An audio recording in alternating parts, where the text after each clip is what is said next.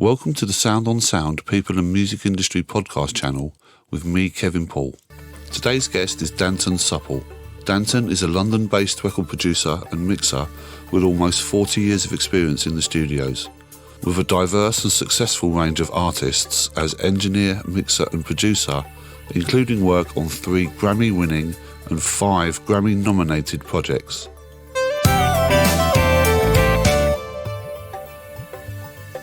Having trained as a recording engineer at the legendary Sarm Studios under producers Trevor Horn, Steve Lipson and Julian Mendelsohn, he moved into Westside Studios to work with Clive Langer and Alan Winstanley.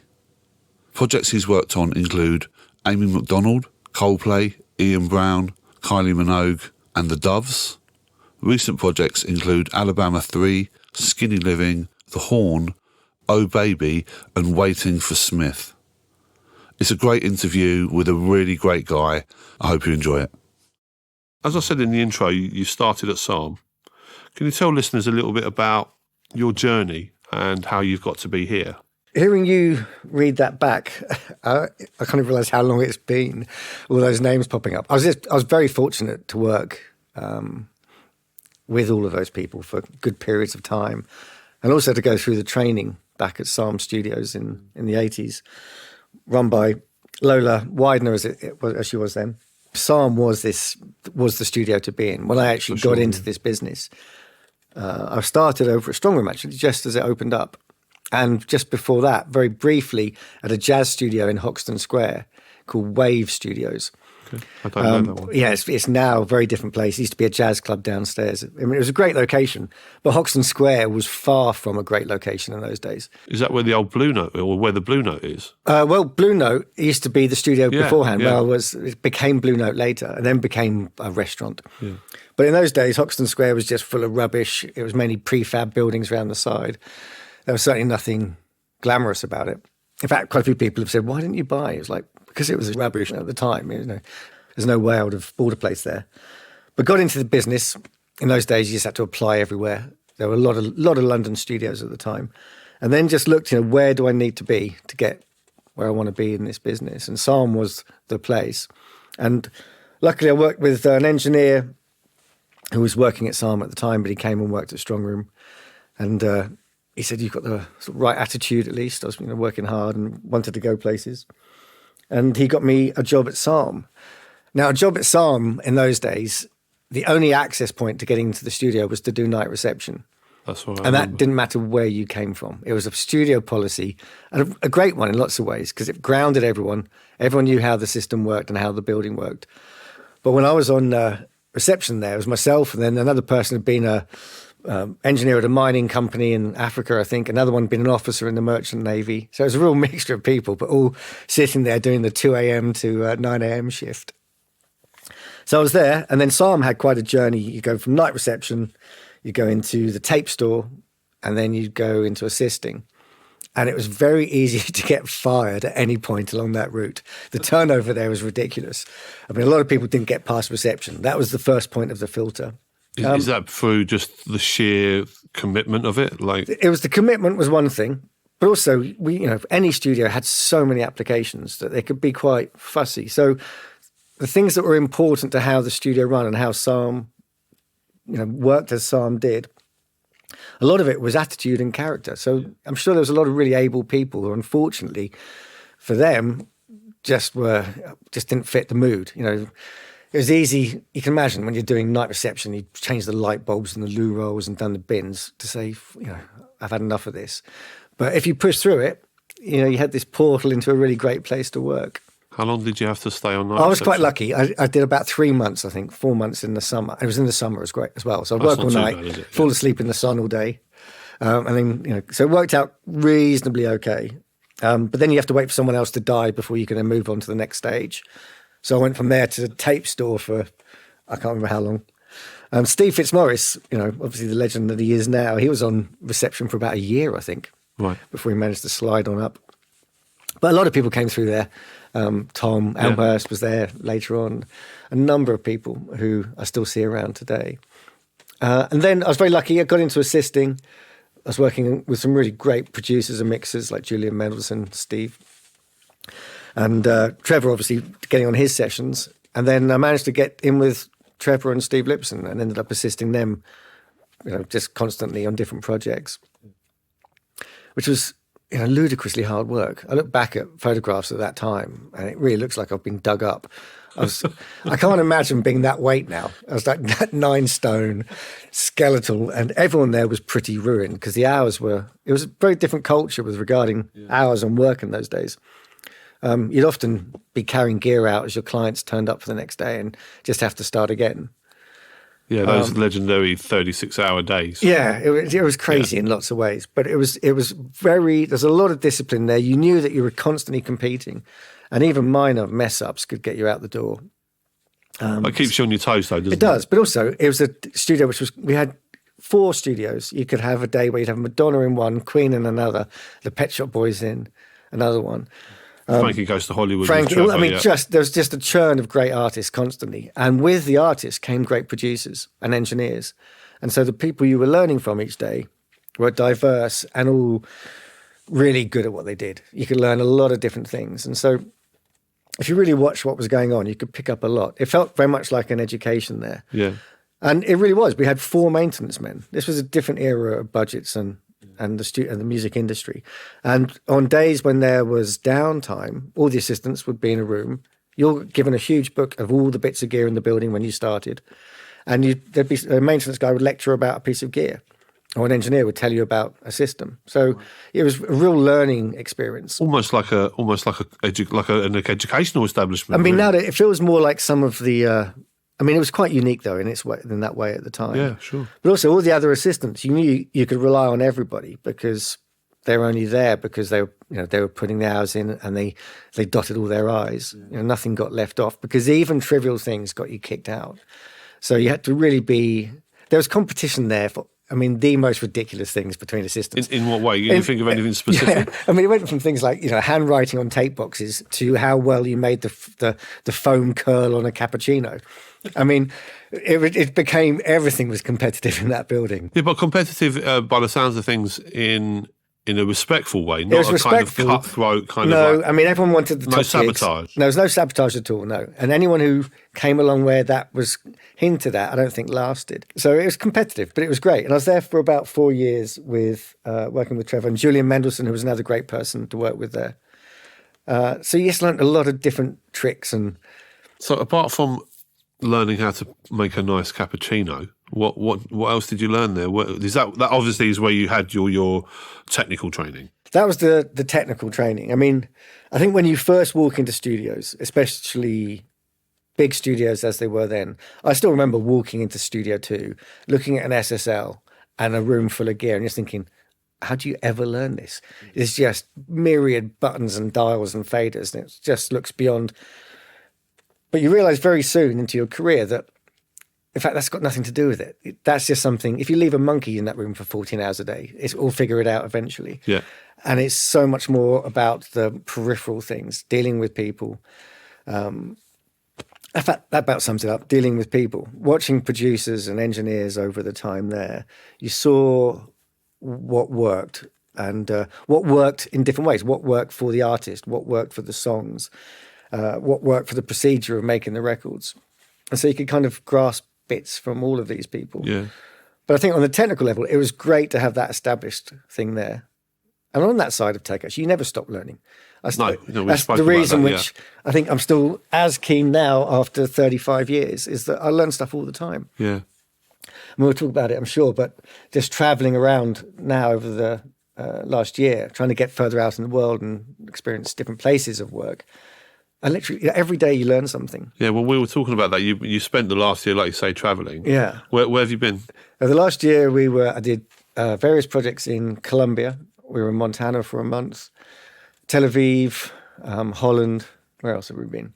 Were you out in the Far East? Oh, I was in China. Sorry, yeah, I've been in China a couple of times, which I love. It's a mixed bag, actually, but I love working in Beijing.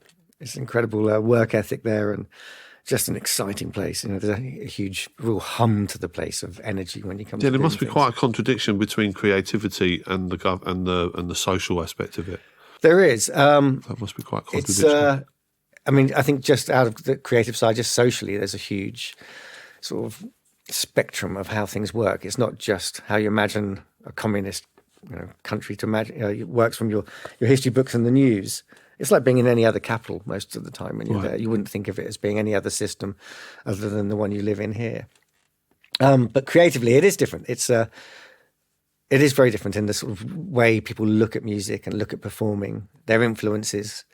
That was the main reason for traveling around, actually, is you realize that, we think of, LA, New York, London, but it's going on everywhere and everyone's doing it with a slightly different twist. Yeah, and we mentioned before we started, the world's a much smaller place now, so everything's connected. There is no time delay. No. And when you listen to a piece of music, you don't know where it comes from. Spotify list passes you by. They could be from all over the planet and you don't know. But coming back, when we were talking about Sarm, that was a great place to be. And then moving on from there, I went to Westside. Now, Sarm was just a hugely tech-driven studio. We had like an amazing synclavier system.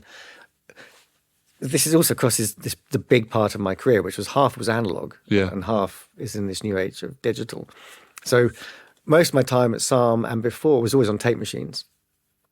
Although Sarm had synclavier, bear in mind the cost, our synclavier system, which, you could hit a snare drum, that was about it, and a few other bits. It was like £250,000. So that was coming in. But when I moved, and it was very much pop music we were doing there. But when I went to Westside with Clive Langer and Alan Winstanley, the great thing for me about that transition is every day you're recording a drum kit. They were doing very much acoustic artists. So bands, we had drum kits. They did Madness, didn't they? They did Madness, but Elvis Costello, a lot of other artists. Tim Finn, we did an album with there. But you were recording all day long. So the whole use of mics, although there had been a lot with Steve Lipson at Sarm, being with Alan Winstanley was a real, and the other engineers that came through, was a real push as to just mics and how you go about recording things. Yeah, great. And your, instrument to tape journey and what you could do with things. So as digital crept in, I was still at Westside. And so it was good having that very much analog background, which really does not just about the mechanical way you get something from A to B, but your approach as to how you record and how you mix when it was purely an acoustic medium.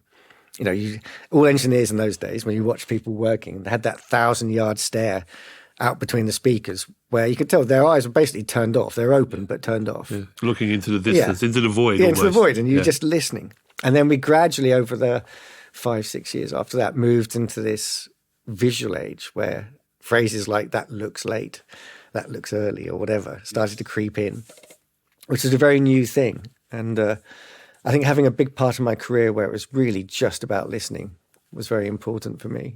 Well, I mean, ultimately, people just listen to music. People don't. Once you get to the other end, that's all they do is listen. I mean, you've got, obviously you've got MTV and videos and stuff, but I think more and more. Most of the time you just listen. Everyone wears headphones. Yeah. Like everybody. And if they're listening to something which sounds right, they have that same look.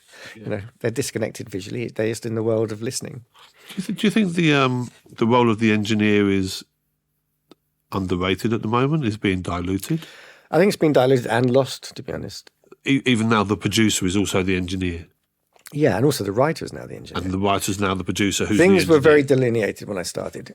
I mean, there was the budget to be able for that to happen. You had an assistant, you had a runner, you had the engineer. Sometimes you had a second engineer. Then you had the programmer when that first came in. Yeah. And so everyone was doing their own tasks and doing them very well and purely focused on that. So engineering was a real...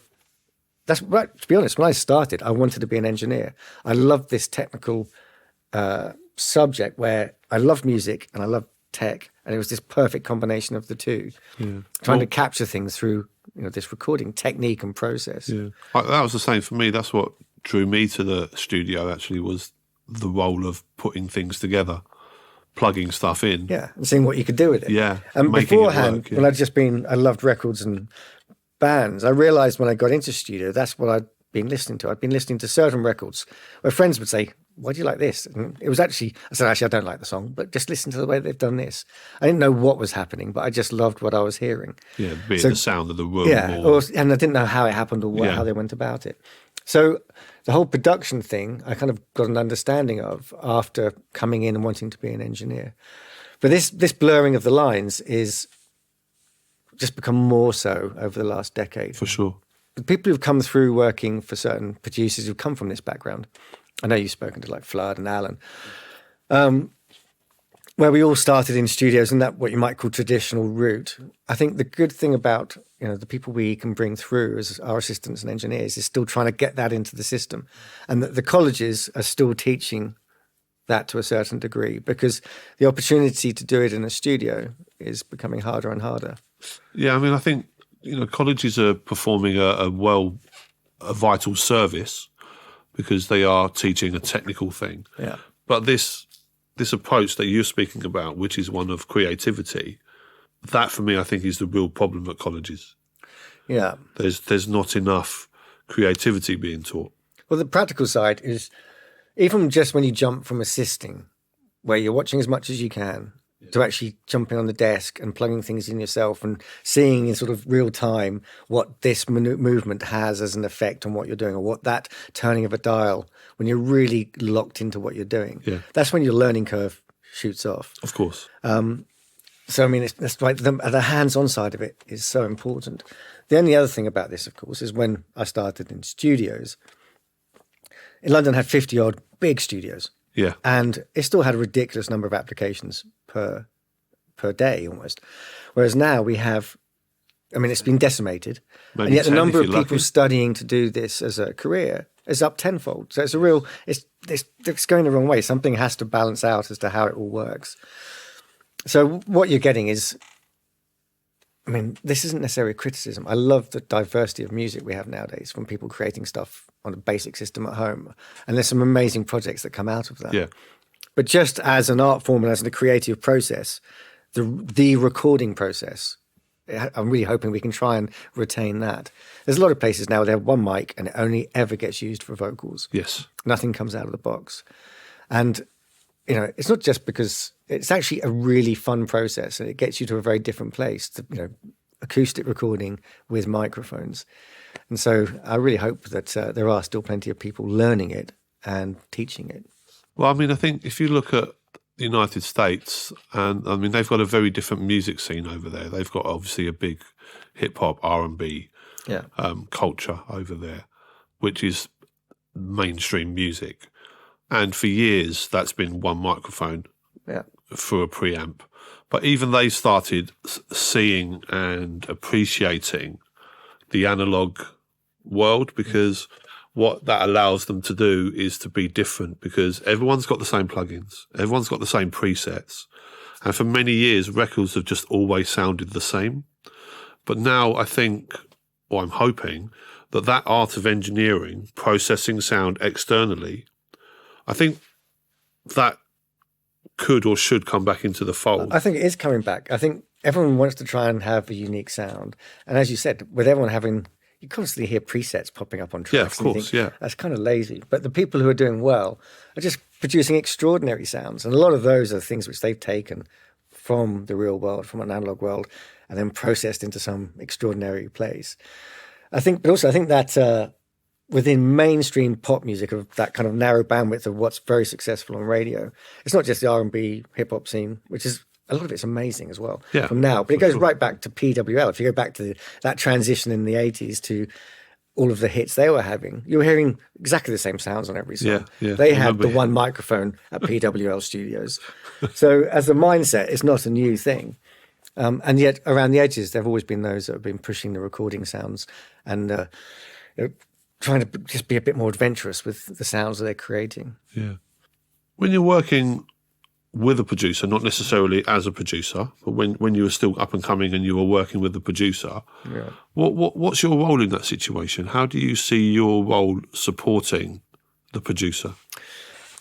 It's been a long while since I've been in that position, but when I was working, what are you looking for as a producer from your engineers? From an engineer, well, going back to when I was an engineer, it was very much you're sort of a facilitator for that producer. Quite often, producers then weren't engineers, maybe, and it's trying to listen to what they're asking for and what they want to do, and being a bit ahead of the game with regarding to being set up, and trying to sort of translate what they're describing into actually getting that from the sound source that you have. So that was a big part of it. Yeah. And just keeping the flow of a session. For me as an engineer, it's just being really on top of what was going on. So you're listening to the conversations, you're always slightly ahead, so it's ready to go the whole time.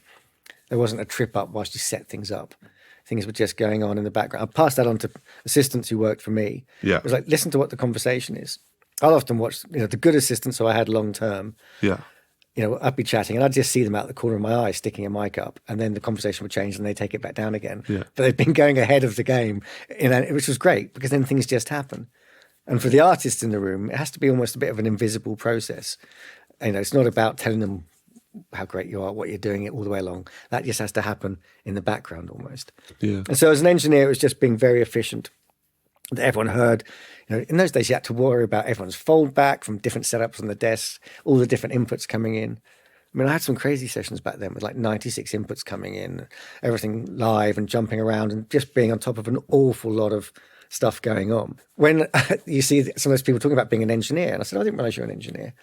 And what they mean by that is they've recorded something. They've patched from this to that. And it's like, well, to me, engineering is so much bigger part than that. It really is. You walk into the room and it's your job to get everything that you can see in there, set up, everyone comfortable, get it all recorded, sounding great, and in a very organized manner. And although I don't purely engineer now, I do miss the energy of it. It was very exciting, just trying to keep on top of it the whole time. Yeah, for sure. And you had to be that, coin an old analogy, that sort of swan with the legs going crazy underneath and trying to be calm on top. Because there are myriad things to be thinking of when you're recording big sessions. So how did you cope with all that? At the time, I think basically by just being internally ill and then just stressed out the whole time, looking calm on the outside. But it's just trying to make sure the producer's job, and also understanding where you sit. I think that's the reason I work well with some of the producers you mentioned. Yeah. Is that I think, and I've had it as well, where an engineer has to understand that they're the engineer on that gig. We've all got great ideas about how we're going to do things, but you're not the producer. And I wasn't the producer on that session. Yeah. And I might be sitting there thinking, I'd do that slightly differently. But that's not what I'm getting paid for. I'm getting paid to do what that producer, or how that producer wants to go about it in the best possible way. So making sure, actually one producer described it as a triangle of communication with regards to engineer, producer, artist. Okay. The artist has to deal with them and then they'll deal with me. They can talk to us, but the engineer does not start having the artist conversations. That's a producer conversation. Yeah. And there were times when I had disagreements, surely, but I was being employed in a certain way and that was the gig. Now I'm a producer, I can say everything I want to say. But and engineers will, who work with me have been very close. I've had them for long periods of time. Yeah. And so there's an understanding. They know when it's time to have an opinion and when it's time to, ask me. I think when you know that, it makes life easier for everybody. You've worked on some very successful records, both in sales and critical acclaim, although the two don't necessarily match. Yeah, they really do. How do you see your role as the producer in those? Not from a technical point of view. I mean, you might have already touched on it a little bit, but how do you see your role as the producer within those productions? What is the producer? I say you because I'm speaking for with me, you. But for me, my personal view is a producer that enables an artist or a writer to take the song that they've thought about and take it from the start and bring it to conception in a way that they're happy with, that they've, you kind of bring this, the idea that they have as a song, it materializes as a recording in a way that they are super happy with. It brings out the elements of what they were trying to bring out of a song, out of a performance. It's about enabling them to make that record and then pushing them to perform it at their best.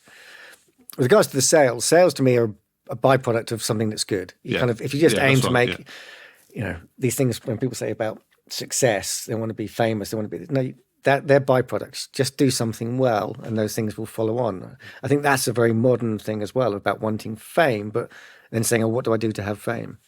Whereas in the past, people just did a particular thing very well and as a result became famous. Yes, for sure. It's like when people say they're looking for love. You don't get that. You get something else, then love is the thing that comes from it. Yeah.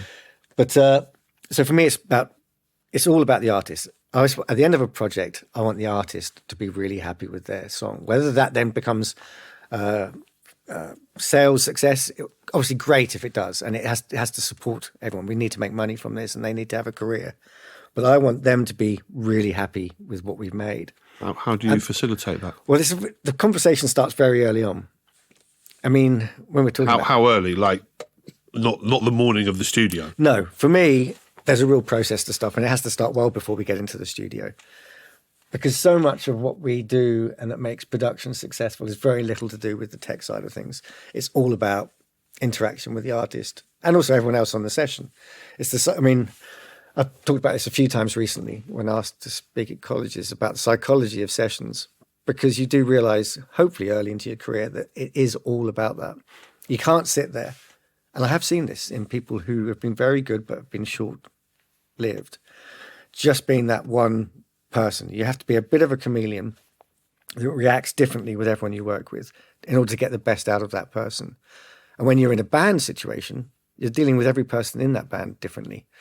And so the reason it starts early on is I'll meet people way before recording when we'll just talk about the songs. What songs do they like previously? What vision do they have for the songs? And how do they imagine the album sounding? Because you can go off anywhere, and also who is that artist? What have they done before? You can push their boundaries, but you can't suddenly go off at a tangent necessarily without permission. Permission for starters. But with a lot of artists, it's their record and they have to be that artist. I don't necessarily want it to sound like my record. Yeah. I want it to sound like a good version of what they do. And so that's always been an important ththing to me, that I'm making their record as best I can. Yeah. And when I've seen arguments in the past when I was engineering, I kept feeling like saying to the producer, it's their record, man. Just let it go. Yeah, you have to let it go. It's their record. And so unless it's a destructive thing now, and unless I can sell my point with a valid argument, that's something which I'll always remember is, it's their record. When it comes to me and the band, if we're arguing about a certain point, it's your record, fine. I've tried to sell why I'm doing this. And as long as it's not a destructive thing they're doing, then... Can you possibly give me an example of something like that? But maybe not with a specific name, but just there's been an overdub in the past where, this just sounds very specific, but it was where that's going to destroy everything that we're doing here. It's just, it was someone who was slightly self-destructive within a project and wanted a part, which was basically just going to make the song unlistenable. But that was kind of what they wanted. And so that was something where you had to argue the point for a while. And also, it's a process. I am more than happy when someone says, can we try this? To go down an alleyway, go down a route and try it. I will never just say no. I'll just say, well, let's try it, see how we go. If it's better, I'm more than happy to be corrected. And we'll go down that route. But I'd rather we try it and then come back out. But also, conversely, if I want to do that, go with me for a bit. And I'll be the first person, if it's not working, to say, maybe not. How does that equate with budgets? Because obviously, when we started making records, you could spend 3 months in the studio. Yeah. Well, this is why... You'd be lucky if you get 3 days. This is why I'm saying it happens before the studio. Yeah. For me, pre-production is really, really important for a number of reasons. One, it's the psychology of it. You get to hang out with people, whether you're not burning studio time and money, you're in a pub, you're in a rehearsal room. You start to watch how people play, because obviously with a demo, I've got no idea how that came about. So you'll either see them live, which is always something that's going to happen most of the time, but then you just get into rehearsals. And so once I'm in rehearsals and we're just chatting and playing through stuff, I'm actually just watching how people play, how they go about, what the dynamic is of the band as well. Often you'll see a band and you assume, maybe the front man, he's the linchpin here, he's the decision maker. You get into the room and it's actually that quiet drummer who is the final say on most things, without maybe necessarily being pushy. And so you start to realize who you need to kind of direct things through or discuss things with once you actually get into recording. Also, some people need a push. Other people need to be very gentle with. Some people you may be more firm with than others, but just your whole way of conversing with different members of a band will vary. So you learn that in pre-production. So it must take quite a while for you from conception to actually getting in the studio. What's the lead time? That could take months, couldn't it? A lot of that's hanging out. But you'd be amazing how quickly you can pick things up when you're in a rehearsal room and you're doing, and then you're in the pub. A few pints is a good way of balancing a lot of things out. Loosening the. But also just you get a chance to talk about what influences them, how they like going about things. You explain also about how we're going to work, so there's no great surprises. Do you change your way of working? Between artists, definitely. Yeah. On the technical side, it's probably going on the same in the background, but the way we'll go about the day-to-day will change for sure, depending on who they are. But that is normally worked out in pre-production. And also, you just take the pressure off. The whole studio's red light fever. Maybe not a phrase you hear so much nowadays, but you always used to. I could never understand why we had red lights in studios. Yeah. It's just like completely the wrong colour. Basically, everyone ready? Okay, panic, hit that button. Yeah.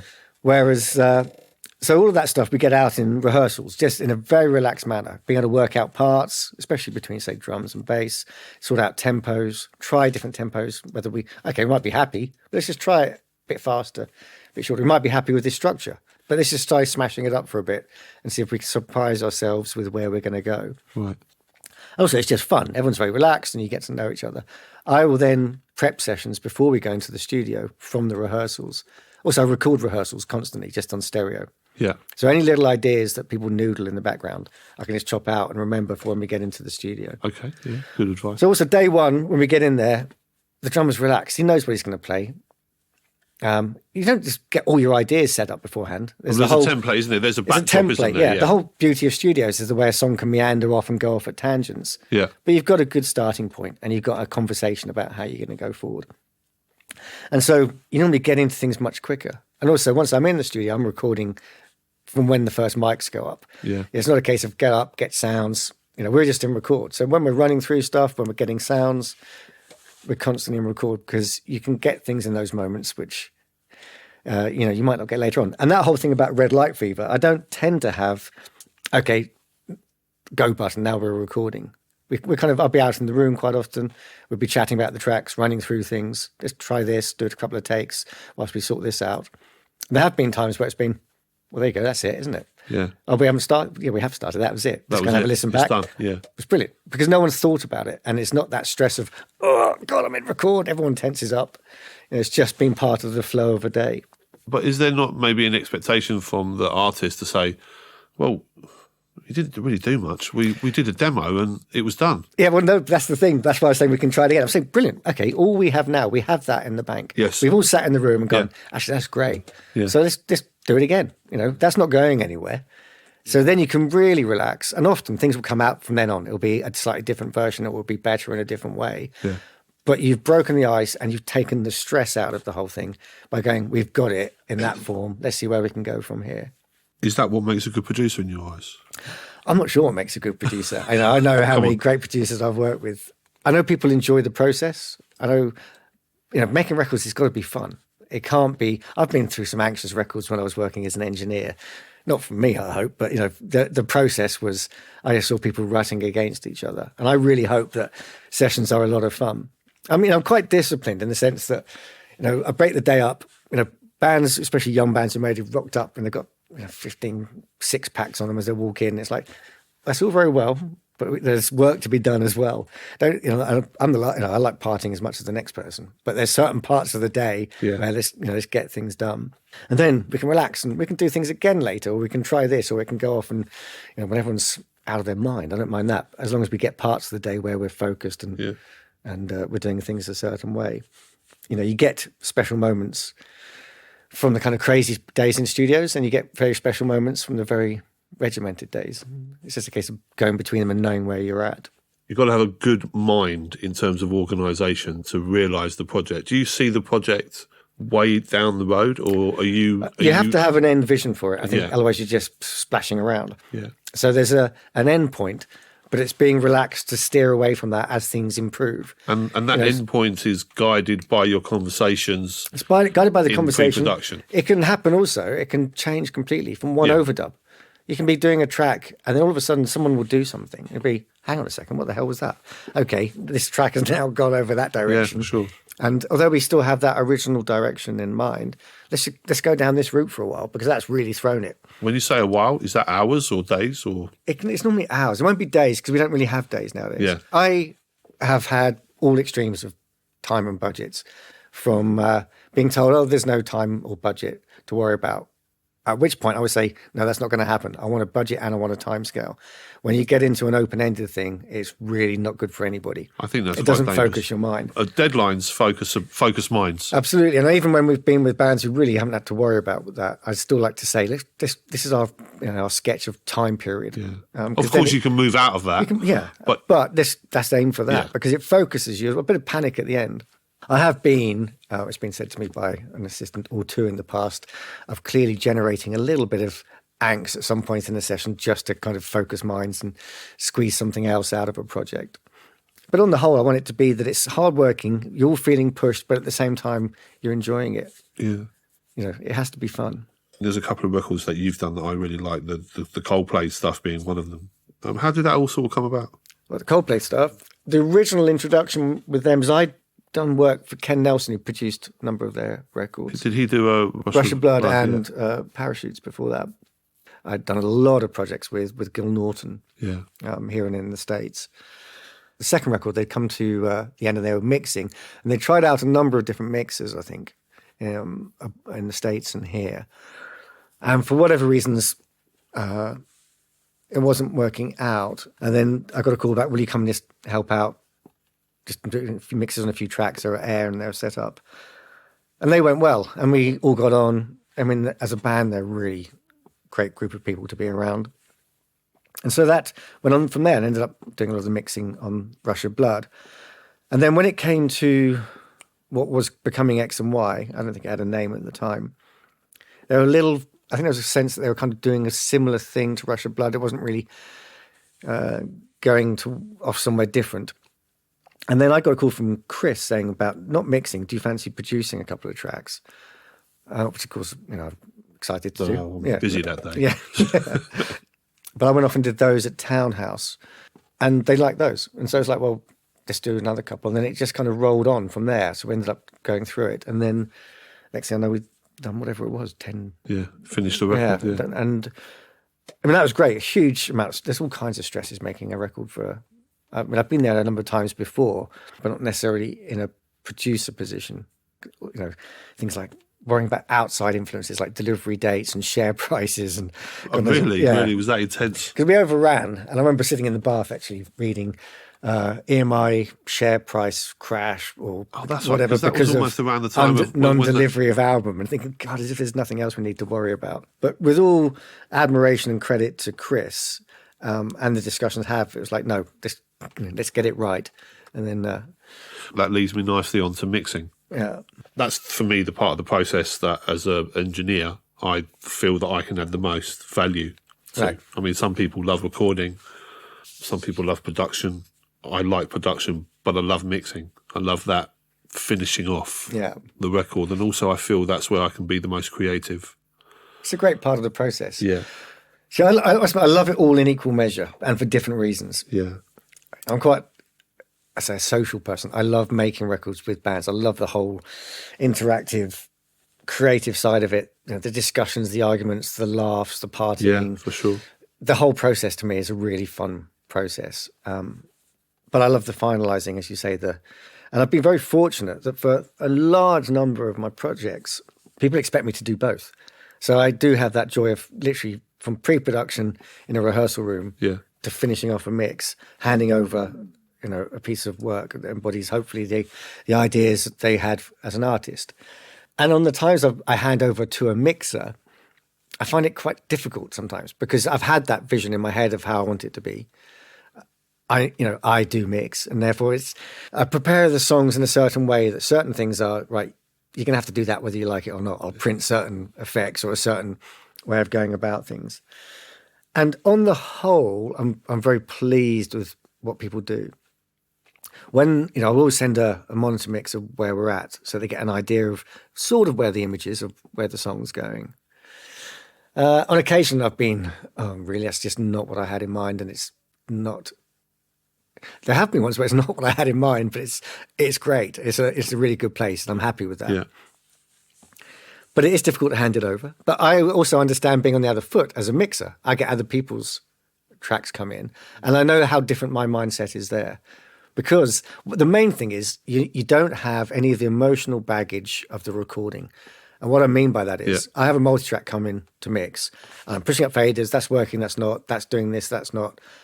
And you go for it like that. Whereas you can't help sometimes, and you do have to get past it, is that how much effort that overdub took. And it's gonna get in this mix whether it likes it or not. But that is the wrong attitude. You have to sometimes, and I'm much better now at going, you know what, that just isn't doing its thing. Just it goes. And that, going way back, the person who was great to learn that from was Trevor. It was Trevor. You could do 3 months of work and have fucking Philharmonic Orchestra on it and God knows what else. And he'd be like, no, let's start again. And he would know. He'd just go, no, it's not right. Let's do it again. And you do so much work there and you'd just be going. It was quite a difficult thing. You're so tired and emotionally you have to go, seriously? But it's so right. It's, if it's either right or it's wrong. Let's talk about you as the mixer, where you're not working on projects. Yeah. I send you a load of multi-tracks and stuff. What's your first thing? What are you doing? How are you approaching? Well, again, because to me it's very much about the artist. The first thing would be trying to have a conversation with them about, what do you want from this? Why are you getting someone else to mix it? Why am I mixing it? Yeah. Well, there must be decisions or must be some kind of thought process there. So finding out more about that. Yeah. Asking obviously for a monitor mix in the same way I send one, so that you get an idea of, okay, that overdub, it means this to them. First pushing everything up blind, maybe it's not such a key part, but clearly is now I've heard where they're at. Because often it's a jigsaw. You might have 3 different parts to a song, and until you hear them in the way they intended them balanced, that final picture doesn't make sense. Plus there's those, as you well know, when sometimes there's parts which don't really exist, but they're just interference almost between 3 other parts. And so until you hear that balance, you go, oh, that's what I'm hearing there. I've searched around for an overdub, which isn't on a multi-track. But it's actually a combination of things which create some third thing, which is... Yeah. So it's having a conversation with them, and it's just then trying to push that song in a way that has the dynamics and the openness and the colours that they're trying to get from a track. Do you have a particular style, do you think, of mixing? I'd like to say no. I know that's not the way mixers should work, but the thing which links most top mixers is they have a formula of working. I've saw that so many years of assisting top mixers. They have a setup of effects and returns, often have a setup of compression for the similar sounds, and it goes into the machine and bang, it's up, and they're kind of half set almost from when they first push the faders up. Right. And I think it's maybe slightly low boredom threshold, but I don't. I kind of almost confuse myself with each session by setting things up differently. Yeah, sure. So that I actually force myself to play around with things and try stuff. There'll be certain go-to effects for sure. Of course, yeah, starting points. But I tend not to have a real sort of, there's my matrix for doing mixing. It's more about the songs. Because I think you can start making things sound very similar if you do that, which for a lot of people has been their career and their success. It sounds like that person, and that's exactly what everyone wants. That's why you're going there. That thing about process and difference, that applies to recording as well. Yeah. In the days of labels would say, what desk do you want for recording? And I really don't care, as long as it's functional and it works and it sounds good. Being thrown into rooms with a whole load of different mic amps and setups just makes you push things a bit. You don't start just doing the same thing every time. Yeah, which is very easy to do if you're on. Yeah, so you go to an SSL at the same time. It's very easy to go. Because you drive it like a car. You're not thinking about it. So being forced to play around with a different toy does push you as to where you go sonically. It's more of a familiar space, I think. When I come to mixing, as long as there's a room that you know well, it doesn't have to be a system I know well. Do you have a certain pair of speakers that you'd always use? Well, I've been on 1031s for years. General X, yeah. And NS10s it was for years, which I still have. I don't know I knew why we had NS10s, but that's if you grew up in the 80s, that's what you just had them, and it's just familiarity. Also, Oratones and Avantones, when I'm working quietly, I find balancing. Yeah. Just what they kind of do, we got to balance the mids within a track, which is so much of the information. They're great. But I jump around a lot. And now, of course, everyone's listening on little systems a lot of the time. So, if you look in here, there's little systems around. There's a little speaker, a little Bose thing here. There's another radio speaker over there. I'll also bounce down and listen on headphones. Okay. Because that's so much of, mixing on a pair of big speakers. That's about 2% of the audience. You need to make it work in so many ways. It has to pay off for that audiophile who's invested in their hi-fi. But at the same time, it has to work for someone on their Apple Pods, earbuds. So it's switching around between all those systems. What are you looking for from your mixes? Like you say, it has to work. What does that mean to you? Well, there's 2 sides to it. There's the sonic side. It has to be pleasing and have but it also has to convey what that song was about. So it's all very well having a balance which is sonically pleasing, but the intention isn't there. So it's trying to balance those things. How you actually articulate how you go about that, I don't know. But we're in a very vocal-driven age now. I think also there's a conversation here, which I actually wanted to write about this, because what we listen to music on drives the music we listen to.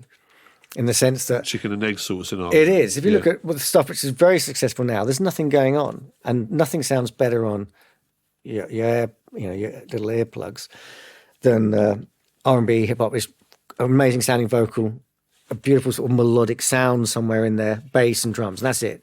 As soon as you start adding drum kits and guitars and distortion, that's not so pleasing in little earphones.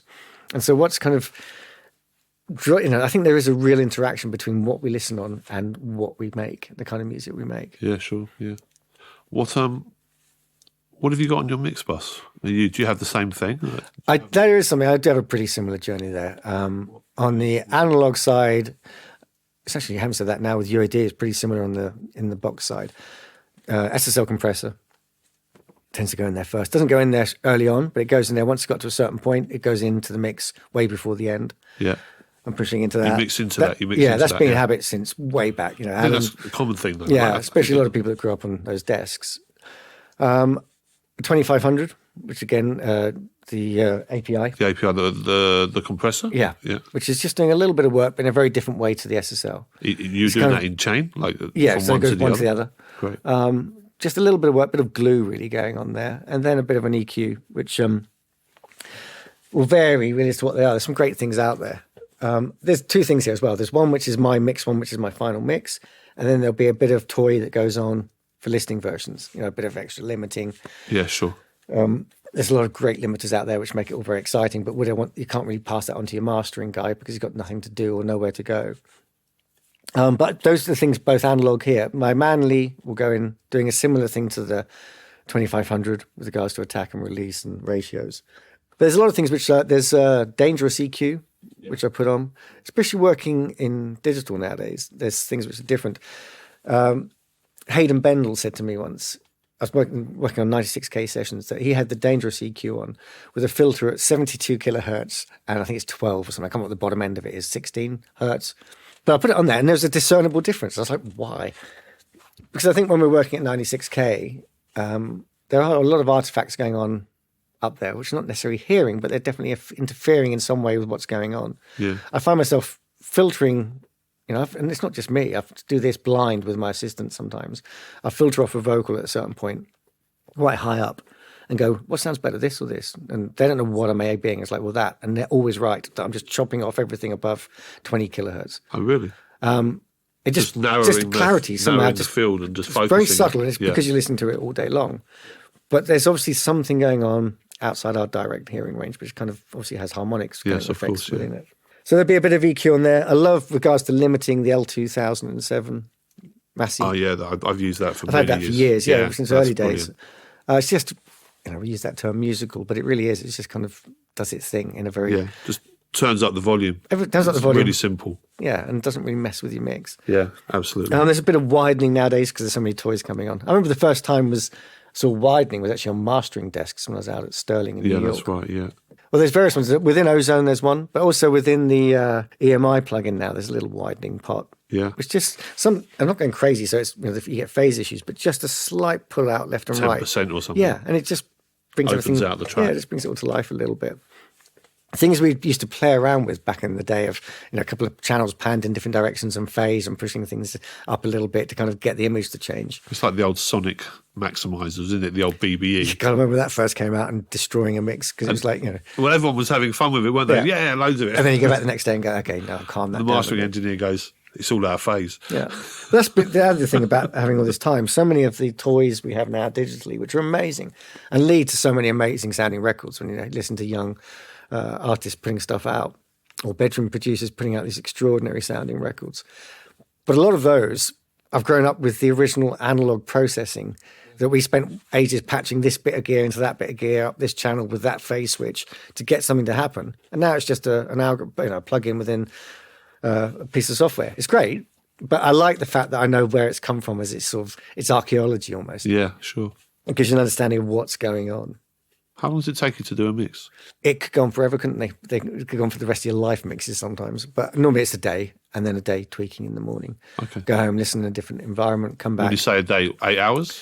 8, 10 hours? If you actually add the time up, you're at the desk. Because I could do a lot of coming back and forth because your ears just get tired. You come back, go away for half an hour, come back, and it's like, oh, it sounds different.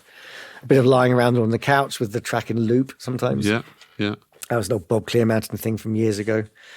Even if you're not listening to it, you're on the phone or I'm doing some work. It's in the background. All of a sudden, it might be on the 15th time it's played. You suddenly jump up, oh, God, that's what it is. It's that guitar. Yeah. It's something to bug you or whatever. And then you have a bit of time. But when you had to commit to half inch, this is going back in, I was a very late dropper of committing to half inch. It was kind of done.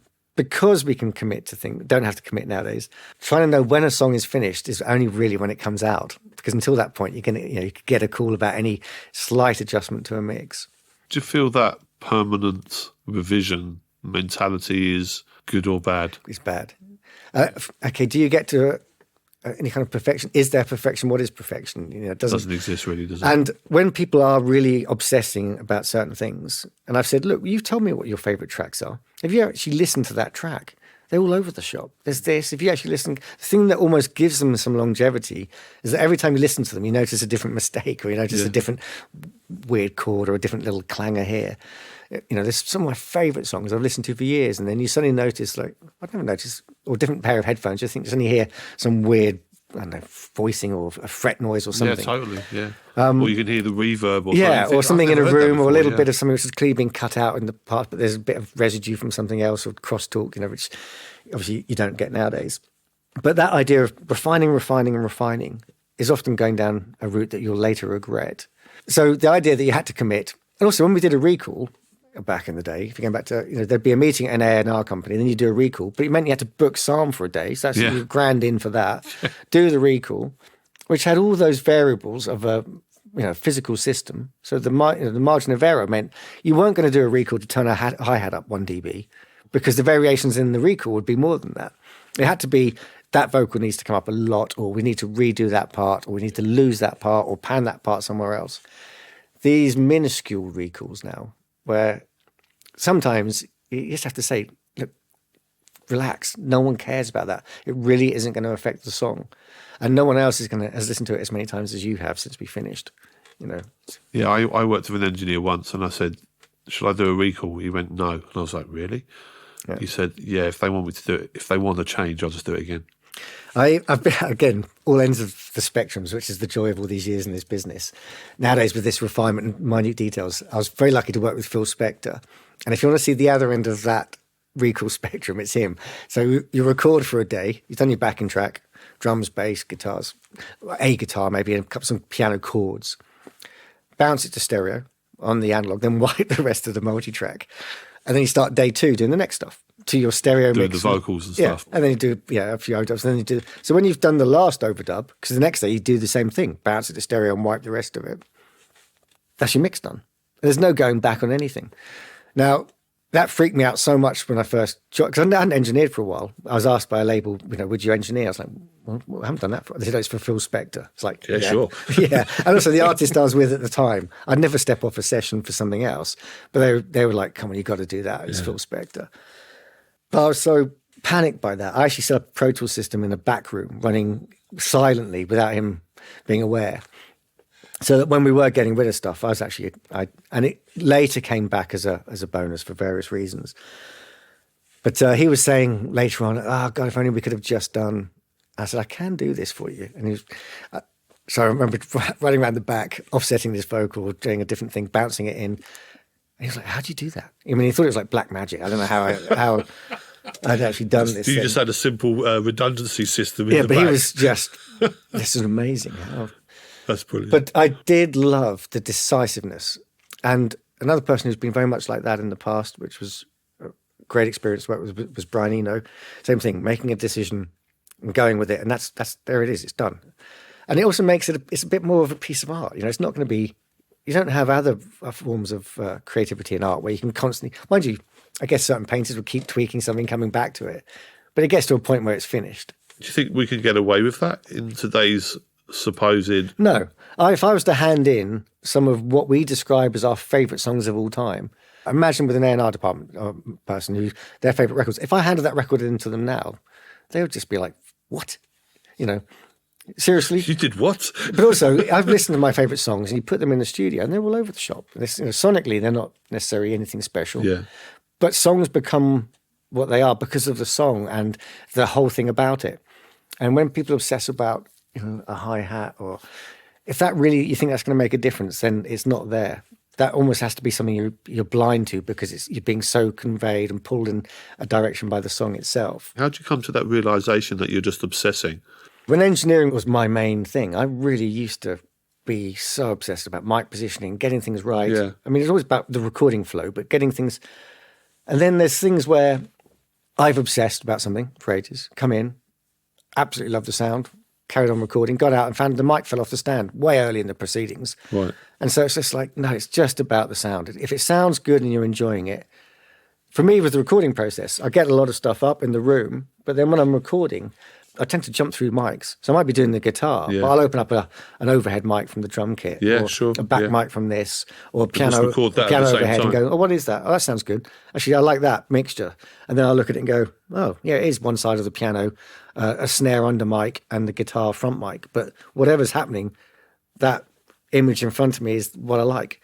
And what about when you're mixing? Do you do the very similar thing? With my things I've recorded, I'll get a balance between mics on the thing I've recorded, which will often involve an ambience mic, various close mics. And they might be shifting around over the project, the balance between them. And if I find I haven't changed it for quite a few openings of the session, I'll then just commit it to a stereo or mono track. If when I'm in the mix, I suddenly think, actually, I could do a little less of that ambience to put it in the place I want it to be now, I'll then jump back to the session, drop that ambience mic, bounce it again, pop it back into the mix. I mean, you're emotionally committing. Yeah, I think you have to at some point. And I do bounce down quite quickly as I get through a mix with the effects. So hopefully by the time I'm getting towards the end of a mix, I'm almost in stems. Yeah. Because then you can be quite dramatic with your changes. And also just having too many tracks on the page. Everything about the amount of processing, just my mind. I forget where things are. Yeah, you don't want 155 tracks. But also, there's a big thing about commitment here. Actually, I want to say this. When we were working on tape in the day, when Trevor Horn, there's amazing productions. He only had 23 tracks a lot of the time. Okay, we went to digital and had more with the big Sony digitals. So when you had a load of BVs, they'd be bounced to stereo always. And what you also committed there was the kind of chordal and melodic image that you wanted. You're making a decision as a producer. That's the makeup of this kind of harmonic I'm wanting to hear. And that is an important part of the production. If I get sent stuff now and there's 20 tracks of BVs, it's like, well, what were you trying to make it sound like? I can make this chord sound very different by the balance. What was your production decision here? Yeah. And so I do try and send stuff off with committed pairs of things like if there's a lot of strings, I always do a string bounce. I'll give them a quartet if they want to go back to it, but I normally deliver it as a stereo because that's the balance that I want to hear from the quartet. It's very easy now to, if you imagine, I can't do this with audio, but going towards a point of a triangle as you go through a process rather than the other way around, where your choices are becoming more and more as you go through it should go the other way. It should be moving more and more towards the singularity. Singularity, yeah. Because, and that's a discipline that went out the window very quickly with the unlimited number of tracks. I think with the more disciplined engineers that send me stuff now, it's much more organised with regards to a sensible number of tracks. For sure. We're coming to the end of the podcast. Do you have a particular process or piece of equipment or for want of a better word, a plug-in that you use or try to use or is a go-to? Is that something that you've kind of, okay, this is a technique that I've always tried and always or most of the time works? As a technique, I probably do have. I'm just not really sure what it is, but there are certain plugins that I go to as, say, a choice of EQ or a choice of compressor. Can you? With EQ, I love the Fab Filter stuff. I think it's just, you can just really hear what you're doing. It's very musical, isn't it? Very musical and very, I find it's very quick. I can jump on it and you find what you want to do very quickly. Compression, I love on vocals the LA2A and 1176 as a combination. I mean, it's a very old combination going way back to classic 70s. So just the mixture of attacks and releases you get between the two. Are you like slow attack, fast release? On one of them. Yeah. And then a bit, be slightly different on the other. Yeah. I mean, obviously with the LA2A, it has its own behavior. And then with 1176, it kind of is somewhere around the middle. This goes back to probably watching people like Julian Mendelssohn do vocals back in the 80s, and your brain just gets used to a certain setup. But between those two, you can kind of hold things in a certain place, which just works. So I will tend to go with those quickly. There's certain delays I use a lot. The Sound Toys stuff, I think it's amazing. I use that a lot. A decapitator is just brings in what you wanted to get from tape. Yeah, for sure. But also you can be much more of a lunatic with it as well. It's just, you can have a lot of fun with that.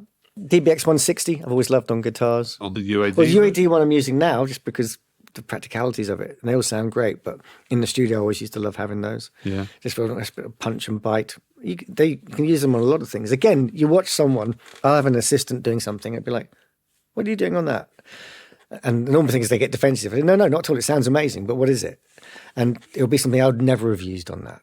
So that's the thing. You never, you have your go-to things, but I'll then change. I'll have a month then when I'm using something completely different because I've been inspired by someone else doing something on a session. Someone was using a 160 on BVs, and I was just around. I thought, well, that sounds good. I like what they're doing, the way they're punching on the track. I wouldn't have normally gone for that, but start using that for a bit. You keep yourself interested by just trying different toys that come in. You have to say no at some point. With regards to plugins, every time I wake up, there's a new advert offering me 20% off something which I don't need. And it has then appeared in the studio. So I've got more EQs, compressors and toys than I can possibly use. So I need to stop for a while. The final section is called Dither and Delay. Right. And that's what you try to avoid doing. Well, both of those things, really. When I've got artists in the studio, I want to be playing and recording. So I very much structure the day and the organisation, which has to, I try and make it invisible to them. So the engineer and I myself, we know what we're doing with regards to setup and stuff.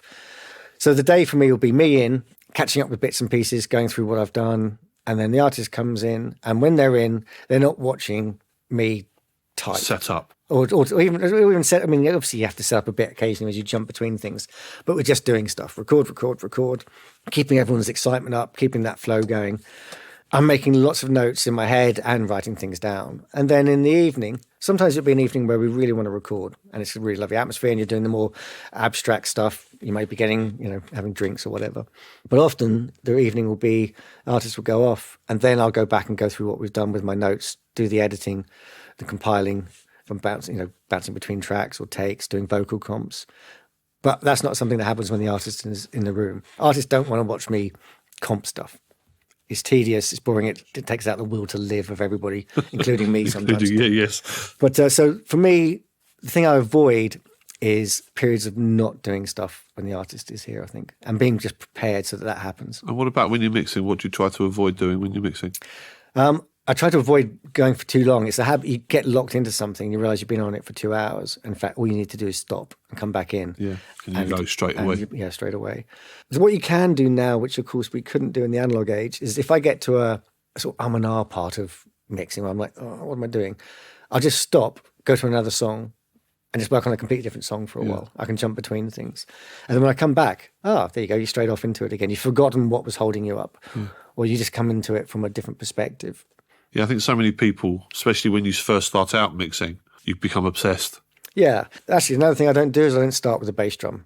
And, Oh, right, okay. I used to. What do you start with? Well, I just start with bunging all the faders up. And I have done for years. So I did there was a point where, you push it up, get ultimate bass drum sound, get ultimate snare sound, keep going through like that, and then realise that none of it fits together. Yeah. And then by just pushing up what you've been given, balancing it for an hour or two, just getting to understand the song. EQing not in solo. So sometimes there's a part and you kind of just EQing, listen to it in the mix. If you actually solo it, you think, I'd never EQ it like that. But it's working when I pop it out of solo. That's, it's doing exactly what it wants to do. So that kind of thing, not obsessing about an individual sound, just seeing how it works within the context. Yeah. And also, even when recording, that was another thing, really, saying there's never a bad sound. There's no such thing. It's just not right for this track, maybe. All sounds, will be right somewhere. not that thing of something right and wrong. The beauty about this industry is it's not right and wrong. We either like it or we don't. And someone else might not like it, and they might, it might be completely opposite to ours. But as long as you're doing what's working for you all in the project and you're all enjoying the process, then great. Thanks for taking the time to speak to me, and good luck. It's been a pleasure. It's nice to be reminded about some of these things over the years. It goes by very quickly. I would warn that you enter a studio and it's like a TARDIS. 1 minute I was thinking, is this the right career? And then it's 35 years down the line. Later, you're still here. This is what I do. This is my proper job. Well, thanks again. Pleasure. Thank you for listening, and be sure to check out the show notes page for this episode, where you'll find further information along with web links and details of all our other episodes. And just before you go, let me point you to the Sound on Sound /podcasts website page, where you can explore what's playing on our other channels. This has been a Mixbus production by me, Kevin Paul, for Sound on Sound.